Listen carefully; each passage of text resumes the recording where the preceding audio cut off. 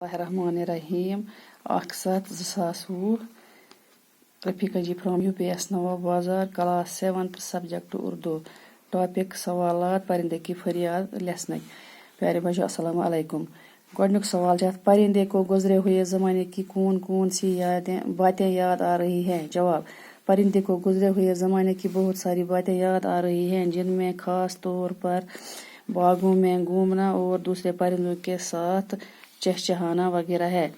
سوال نمبر 2 پرندہ قفس میں کس کی آواز سننے کی آرزو کرتا ہے جواب پرندہ قفس میں اپنے ساتھیوں کی آواز سننے کی آرزو کرتا ہے۔ سوال نمبر 3 پرندہ خود کو بد نصیب کیوں سمجھتا ہے جواب پرندہ خود کو بد نصیب اس لیے سمجھتا ہے کیونکہ وہ قید میں تھا۔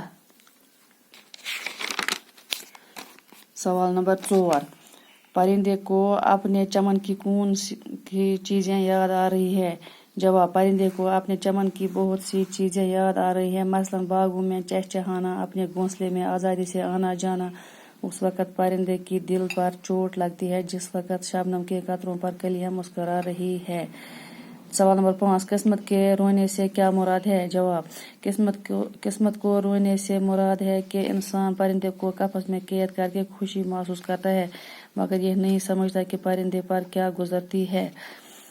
دیے گئے مصرعوں کو نثر میں لکھیے۔ آتا ہے یاد مجھ کو گزرا ہوا زمانہ نثر گو پرندے کو گزرا ہوا زمانہ یاد آتا ہے لگتی ہے چوٹ دل پر آتا ہے یاد جس دم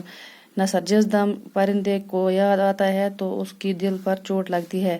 ہوتی میری رہائی اے کاش میرے بس میں میری رہائی ہوتی ہے